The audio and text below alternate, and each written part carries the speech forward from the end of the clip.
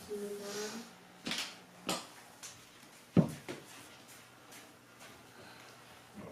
오늘 다니엘이 안 보이네요? 화장실 같아요. 화장실. 그러니까 저기 몇 장이냐고 물어봐야 되는데. 자, 오늘 몇 장일까요? 오늘 3장 끝나고 이제 4장 시작합니다. 네. 4장 1절로 7절.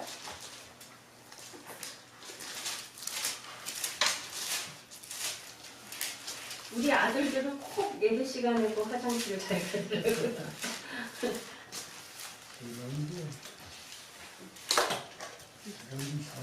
네, 열왕기 하 4장 1절로 7절 말씀입니다. 교독하겠습니다.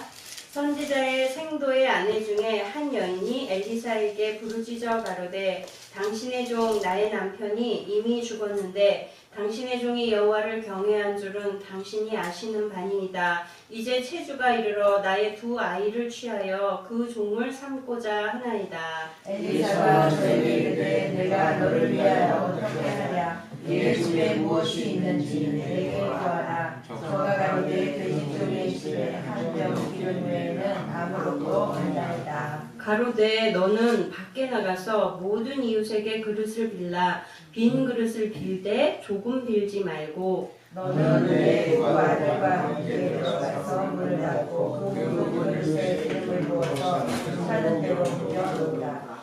여인이 물러가서 그 두 아들과 함께 문을 닫은 후에 저희는 그릇을 그에게로 가져오고 그는 부었더니 그릇에 다 찬주라. 여인이 아들에게 이르되 또 그릇을 내게로 가져오라. 아들이 가로되 다른 그릇이 없나이다 하니 기름이 곧 그쳤더라. 다 같이 그 여인이 하나님의 사람에게 나아가서 구하는데 저가 가로되 너는 가서 기름을 팔아 빚을 갚고 남은 것으로 너와 내 두 아들이 생활하라 하였더라. 아멘. 네, 이 열왕기하의 이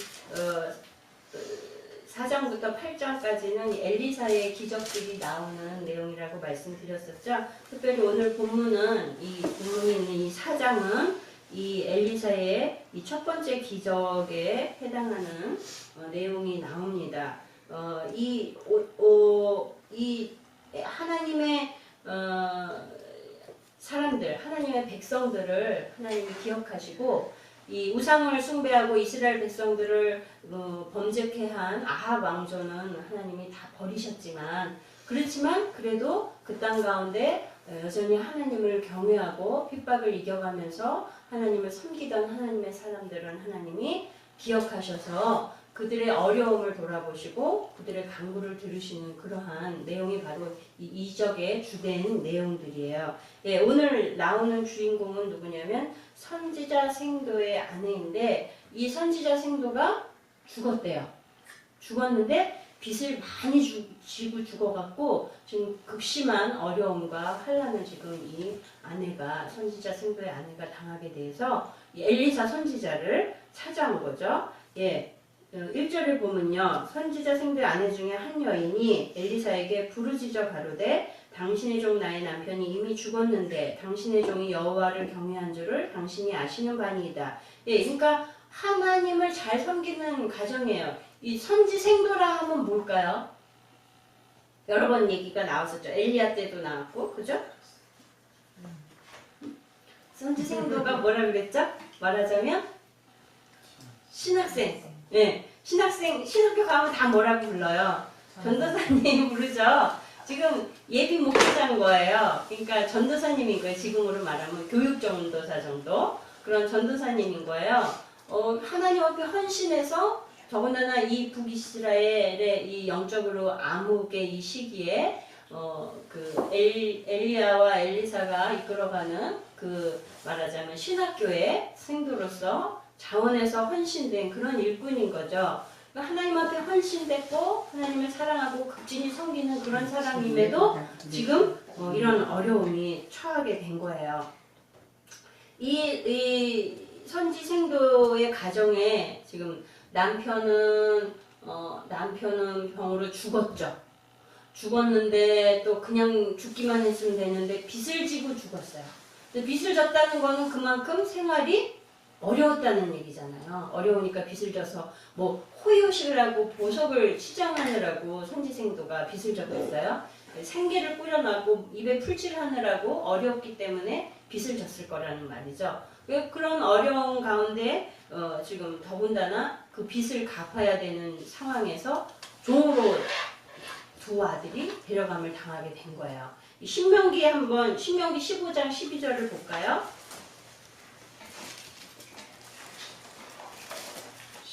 창출렘신 15장 12절.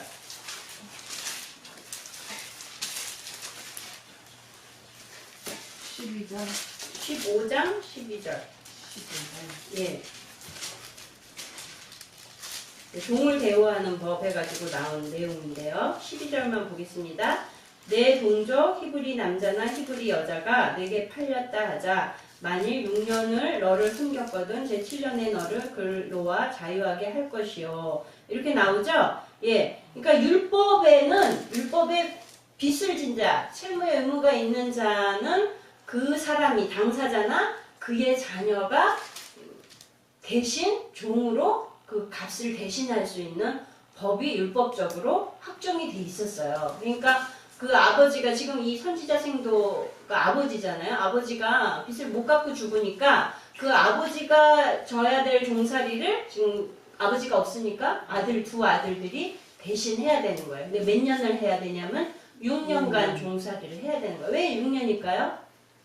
안식년 7년째에는 안식년에는 모두 땅도 돌려주고 종도 해방되고 다 그러잖아요. 그 안식년의 법에 의해서 6년 동안 종살이를 하고 자유하게 되는 거죠. 어쨌든 6년간 지금 이 부모는 두 아들을 종살이를 시켜야 되는 그런 어려움에 처한 거예요. 그러니까 법적으로는 정당한 일이지만 이 여인으로서는 지금 남편도 죽었는데 생활도 어려운데 두 아들까지 종으로 팔려가게 생겼으니까 얼마나 황당하고 아주 극심한 위기감을 느끼는 그런 상황이겠어요. 딱 죽고 싶은 심정이겠죠.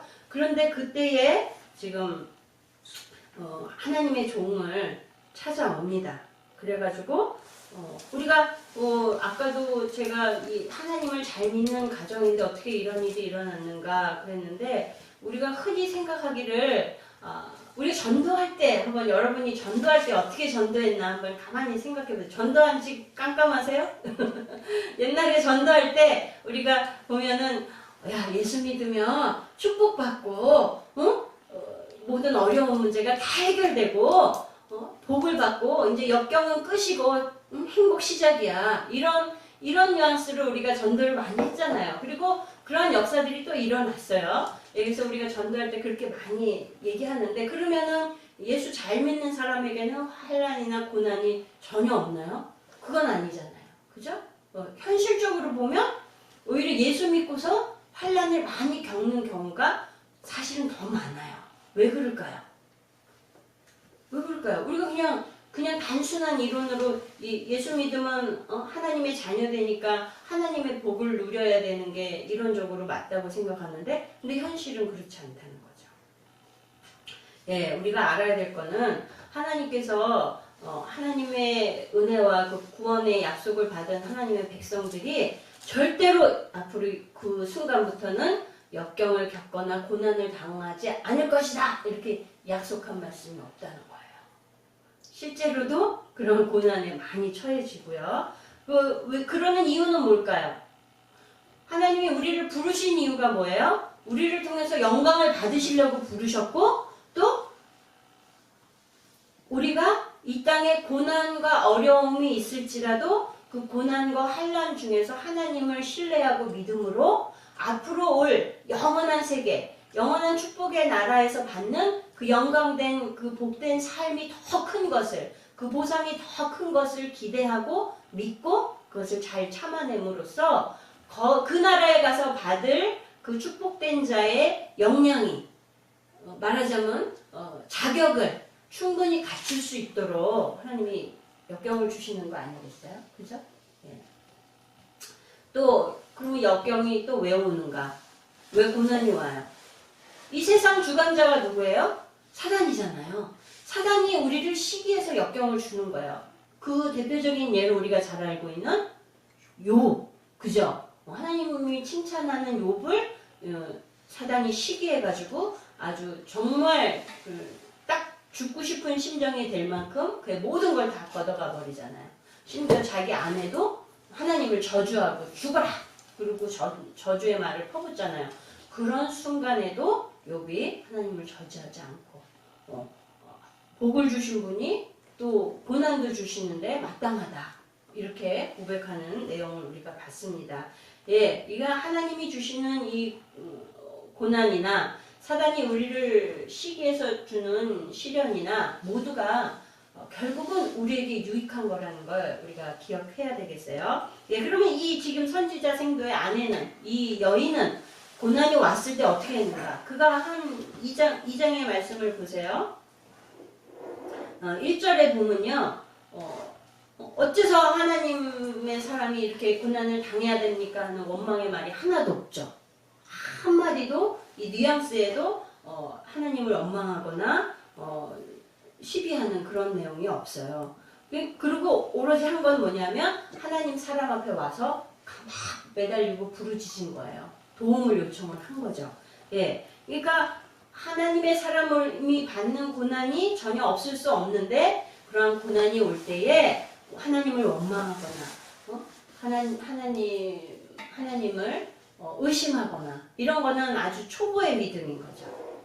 하나님 앞에 오히려 정직하게 자기 사정을 아뢰고 부르짖고 간구하고 기도하는 것이 마땅한 모습이겠습니다. 그걸 우리에게 지금 이 예로 보여주는 거예요. 만약에 우리가 저도 그런 사람 봤어요. 우리 기도원에 기도하러 온 사람인데 물론 믿은 지 얼마 안 되기는 했었지만 환난이 오니까 하나님이 진짜 있는가 싶더래요. 그렇게 의심이 든대요. 그런 얘기를 또 솔직하게 하는 걸 봤거든요. 그게 인간의 본연의 모습이죠. 네, 그렇긴 하지만 나한테 복 주실 때는 하나님이 계신 것 같고 축복하시는 것 같고 살아계신 것 같다가 내게 고난이 왔을 때는 하나님이 없는 것 같고 그렇다면 그거는 하나님을 어떤 존재로 믿은 거예요? 내가 필요해서 내가 찾았던 분, 또 나한테 복을 주셔야만 하는 분, 그런 분으로만 아는 거잖아요. 그러니까 굉장히 이기적으로 하나님을 생각하고 평가하는 모습인 거죠. 예, 엘리사가 이 과부의 호소를 듣습니다. 근데 뭐라고 대답하냐면 2절에 보세요. 뭐라고 그래요? 과부한테 내가 너를 위하여 어떻게 하랴 그렇게 물어봐요. 예, 이렇게 물어보는 거는 뭘 어쩌라고 이런 게 아니라 마치 예수님 앞에 나오는 많은 죄인들과 병자들이 고쳐주심을 구했을 때 네가 무엇을 얻기를 원하느냐 이러고 물어보셨잖아요. 또 네가 낫고자 하느냐 중풍병자에게도 그렇게 물으셨고 왜 물으셨을까요? 그 속에 믿음이 있는지도 보시지만 그 사람을 아주 안타깝게 생각하고 긍휼히 여기시는 마음으로 그 마음의 소원을 들어주고 싶으셔서 물어보시는 거잖아요. 지금 엘리사도 그 동일한 마음인 것 같아요. 그래서 내가 너를 위해서 무엇을 해주기를 원하냐, 어떻게 했으면 좋겠냐 라고 물어봐요. 그러고서 또 뭐라 그래요? 내 집에 무엇이 있는지 내게 구하라. 네, 내 집에 무엇이 있는지 구하라. 지금 우리가 하나님 앞에 무엇을 구할 때에 고난이 왔을 때 하나님 이 문제를 해결해 주세요. 하늘에서 금덩이를 뚝 떨어뜨려 주세요. 뭐 20억짜리 복권이 당첨돼서 내가 이 빚을 다 갚을 수 있게 해주세요. 뭐 이런 얘기들 많이 한단 말이죠. 근데 하나님은 그런 방법으로 우리의 문제를 해결해 주시지 않죠. 어떤 방법을 주로 사용하시냐면 성경에 또 다 곳곳에 나오는 많은 이적들이 그 사람에게 있는 작은 것을 하나님이 찾으시고 그것을 내어놓으라고 그러세요. 예를 들어서 오병이어의 기적도 많은 사람이 점심을 먹어야 하는 그 순간에 그들에게 무엇이 있느냐, 너희에게 무엇이 있느냐 예수님이 부르시잖아요.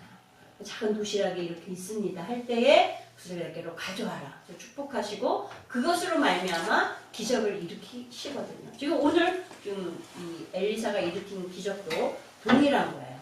은혜를 이미 준비하셨어요.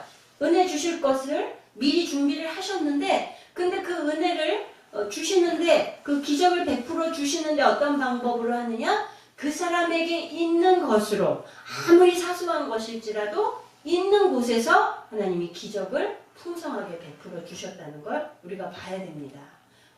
지금 이 여인은 만약 돈이 될 만한 게 집에 있다면 아들들이 지금 팔려가게 생겼는데 그걸 가만히 뒀겠어요? 있는 한 없는 한 다 끌어모아서 자기 것을 다 내어다가 팔았겠죠. 그리고 뭐 그동안 생계를 유지하느라고 모아둔 재산도 다 허비했겠죠. 아무것도 없는 거예요. 겨우 기름병에 기름 조금이 남아있는 게 이 여인에겐 전부인 거죠. 내게 기름이 조금 있나이다. 우리가 엘리야 선지자가 행했던 사르밧 가부, 엘리야를 공개했던 사르밧 가부에게 베풀었던 그 기적하고 비슷하죠. 예. 그 여인이 가루 조금과 기름이 있다 그랬잖아요. 그거 먹고 죽으려고 그래요. 그러는 거를 내게로 가져와라. 그래서 그거를 딱딱 긁어서 다 받아 먹고 그리고 축복하고 거기서 기적을 베풀어 주잖아요. 이거 아주 흡사해요. 이런 기적이 왜 또 엘리사도 이렇게 하게 됐느냐? 이거는 엘리야와 똑같이 엘리야 선지자를 계승한 선지자다라는 거를 지금 보여주기 위해서도 그렇고요. 또 이러한 내용을 통해서 우리 성도들이 고난이 왔을 때 어떻게 이 고난에 대해서 해석하고 이것을 어떻게 극복해야 되는지를 가르쳐 주려고 하시는 거예요. 그냥 사람들이 고난이 딱 닥치면, 어려움이 닥치면 그게 물질일 수도 있고 건강일 수도 있고 어떠한 다른 어려운 문제들일 수도 있어요. 뭐 사업이라든지. 그럴 때 나는 아무것도 할 수 없고 아무것도 없어. 이제 내가 뭘 가지고 할 수 있는 게 아무것도 없어. 이렇게 금방 몸으로 느끼는 거는 그렇거든요. 아주 절박하고 다 바닥난 것 같고 아무것도 없는 것 같지만 그렇지만 그 중에도 하나님 남겨주신 게 있단 말이죠. 만약에 재물이 내게서 날아갔다. 그럴지라도 내게 건강은 남아있다든지 뭐 든든한 가족이 있다든지 아니면은 또 다른 무언가가 하나님이 반드시 그가 딛고 일어설 만한 그 힘이 될 만한 무언가를 아주 작은 것이라도 하나님은 남겨주셨고 그것을 깨닫고 그것을 내어놓고 하나님 앞에 내어놓을 때 내어놓는다는 게 다 바친다는 의미보다도 내가 그걸 인식하고 하나님이 내게 이런 걸 남겨주셨구나 라는 걸 깨닫고 감사함으로 그것을 기반으로 하나님 앞에 그 마음으로 드려질 때에 하나님은 그것을 통해서 아주 작은 것을 통해서 기적을 일으키신다는 게 성경 곳곳에 나와 있어요. 베드로에게 찾아가셔서 예수님이 가운데로 가서 그물을 던지라 그러니까 밤새도록 내가 그물을 던졌지만 피레미 새끼 한 마리도 내가 못 건졌어요. 이런 뉘앙스로 말하잖아요. 그럴 때 가서 던져라. 순종하고 들어가잖아요. 가운데로. 그러자 많은 물고기를 얻게 되었죠. 이게 바로 믿음인 거예요. 순종하는 믿음. 오늘 지금 이 여인의 가정에도 엘리사가 내게 뭐가 있느냐? 기름이 조금 있는데요. 그러면 가서 이웃들에게 가서 그릇과 병을 다 모아가지고 가져오는데 적당히 조금만 가져오지 말고 최선을 다해서 많이 가져와라. 이렇게 명령하는 거예요. 저 생각해보세요. 상식적인가 이게. 기름이 조금 남아있는데 가서 그릇을 많이 가져오래요. 조금도 아니고 많이 가져오래요. 우리 집에 아무것도 없는지 모든 사람이 주민들이 다 알고 있는데 이웃이 다 알고 있는데 가서 그 그릇을 빌려오라는 거예요. 그러면 사람들이 나를 어떻게 생각할까부터 생각하지 않겠어요? 내가 그 여인이라면 저 여자 이렇게 된 거 아니야? 뭐가 있다고 그릇을 저렇게 많이 빌려가? 그렇게 생각하지 않겠어요? 그것부터 아마 딱 중압감이 왔을 것 같아요. 그런데 이 여인과 두 아들이 순종합니다. 순종하고 가서 많은 그릇을 빌려갖고 와요. 그래서 엘리사가 기도하고 부으니까 기적이 일어났죠. 기름병에서 기름이 쫄쫄쫄쫄 나와서 그 많은 그릇들을 다 채운 거예요. 다 채운 거예요. 그 이제 아들이 더 이상 그릇이 없는데요. 그러니까 그 기름병에 기름이 딱 그친 거예요. 이 여자가 얼마나 안타까웠을까요? 아, 이런 줄 알았으면 더 가져올 건데, 더 가져왔으면 더 많이 나왔을 텐데 속으로 굉장히 안타까워하겠죠. 어쩌면 이미 충분하게 그 믿음이 커서 이미 충분하게 가져왔을지도 몰라요. 어쨌든 이 여인은 그 믿음으로 준비한 모든 그릇을 채우고 이제 그 기적을 체험하게 됩니다. 하나님이 이렇게 우리에게 그릇 준비한 분량대로 은혜를 주신다는 거예요. 성경에 기름하면 이 상징이 뭐예요? 하나님의 은혜고 하나님의 은사죠.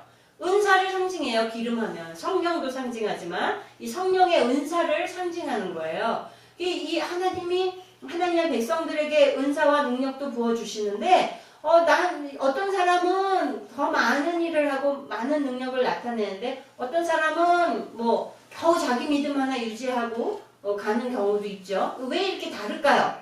왜 이렇게 다를까요? 무슨 차이일까요? 그릇 준비를 못한 거예요. 그릇 준비를 많이 했느냐 많이 못했느냐에 따라서 하나님이 부어주시는 은혜를 다 많이 담느냐 적게 담느냐 거기서 차이가 생기는 거라는 거죠. 그러니까 하나님이 말하자면 편애를 하셔서 누구는 많이 주고 누구는 조금 주고 그런 차원이 아니라는 거죠.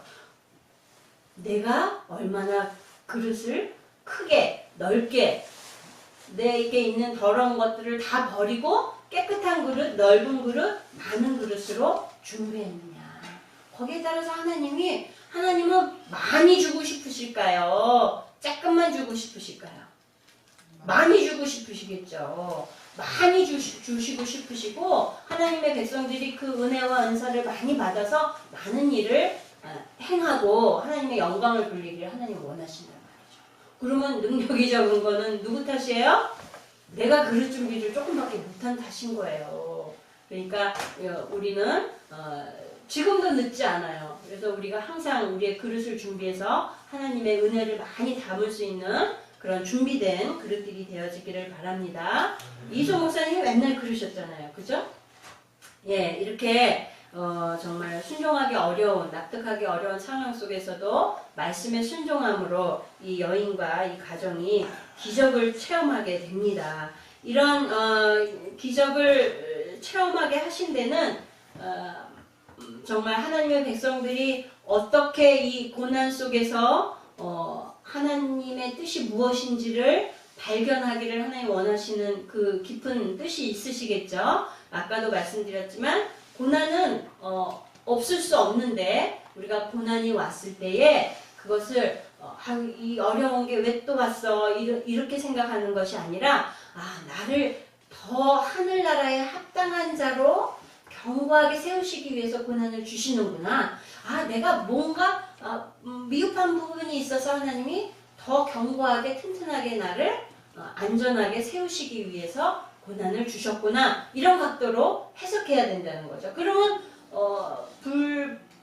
불평하거나 불안할 일이 아니고 어떤 일이에요? 감사할 제목으로 바뀌는 거예요. 그러면 고난이 축복이 되고 고난으로 말미암아 내 믿음이 견고해지는 그러한 계기가 되는 줄 믿습니다. 우리가 세상에서 많은 빚을 질 수도 있어요. 빚이 없을 수도 있고 빚이 있을 수도 있어요. 빚쟁이가 되는 거는 좋은 일은 아니죠. 그죠? 우리가 이소 목사님 맨날 사랑의 빚 외에는 빚을 지지 말아라. 그리고 항상 얘기해 주셨는데 어쩔 수 없이 우리가 살아가면서 빚을 안 질 수 없죠. 그러나 이 땅에서 지는 빚도 있지만 우리가 영적으로 빚도 있는 거예요. 그런 빚을 뭐라고 해야 되냐면 은혜의 빚이라고 해야 되죠. 우리가 하나님 앞에 받은 영생과 구원은 그거는 거저받은 선물 아닌가요? 맞습니다. 이 구원의 복은 하나님의 이 영생의 구원의 복은 우리에게 주신 거저받은 선물이에요. 근데 왜 은혜의 빚이라고 표현을 합니까? 근데 하나님이 구원을 주시는데 이 미물들 뭐 식물이나 동물, 말 못하는 짐승 이런 것들에게 구원과 영생을 주시나요? 아니죠. 유독 인간에게만 주시잖아요. 하나님이 부어주신 은혜에 응답하고 감사하고 영광을 돌릴 수 있는 인간에게만 영생의 구원을 허락해 주셨단 말이죠. 왜 그러셨을까요? 응답을 원하시는 거예요. 응답할 수 있는 자에게 영생을 주시는 거예요. 그렇기 때문에 하나님이 우리에게 주신 은혜를 우리가 응답해야 되는 게 우리의 의무인 거예요. 성도의 의무인 거예요. 무엇으로 응답해요? 하나님께 영광을 돌리기 위해서 애쓰며 살아야죠. 그 은혜를 갖기 위해서 감사하고 열심으로 주를 위해 헌신된 삶을 사는 것이 우리의 하나님 주신 은혜에 대한 의무를 다하는 그러한 모습인 줄 믿습니다. 오늘 이 생도의 아내, 이 과부는 하나님 앞에 고난 속에서 하나님 앞에 나와 부르짖음으로 또 말씀에 순종함으로 그가 모든 역경을 이겨내고 해피엔딩이에요. 빚을 다 갚고 빚만 갚을 뿐 아니라 어떻게 됐어요? 생계도 유지할 만큼 넉넉하게 그렇게 하나님이 주셔서 그가 이제 아마도 그 이후에 행복하게 아들들하고 살지 않았을까 생각합니다. 예, 오늘 이제 말씀을 마칩니다. 우리가 하나님 앞에 부르짖고 순종함으로써 우리가 기적을 체험하는 이 여인을 통해서 그때만 일어난 이 북이스라엘 여호람 왕 때에 엘리사 선지자가 있었을 때에만 일어난 일이다라고 생각할 일이 아니라 오늘 이 현대 과학이 발달하고 많은 지식이 흥황한 이 시대를 사는 우리에게도 이러한 일들이 일어날 수 있고 우리가 오늘도 하나님이 주신 은혜와 은사를 통해서 많은 사람들을 주께로 돌이키게 하고 하나님께 영광을 돌리고 그리고 하늘의 상급을 쌓는 성도로 살아갈 줄 믿습니다. 기도하겠습니다. 전능하신 하나님, 우리에게 하나님 은혜와 아버지 또 구원과 영생을 거저 주셨습니다. 이 은혜가 얼마나 크고 얼마나 귀한 것인지 저희들이 아버지 잊지 않기를 원합니다. 매일매일 새날을 주실 때마다 우리가 그것을 정말 온몸으로 느끼며 우리의 영이 그것으로 인하여 기뻐하며 하나님께 감사하고 하루를 정말 구별된 삶을 사는 성도로 살게 도와주시옵소서. 남은 3일도 이제 각자가 처한 위치와 직장과 학교와 가정과 아버지 모든 동네에 돌아가서 정말 우리에게 맡기신 그 사명들을 잘 감당하고 하나님께 이 은혜를 갚아드리는 하나님의 백성으로 살 수 있도록 오는 3일도 축복하시고 성령의 충만한 은혜를 부어 주시옵소서. 감사드리며 예수님의 이름으로 기도드렸습니다. 아멘. 주기도문으로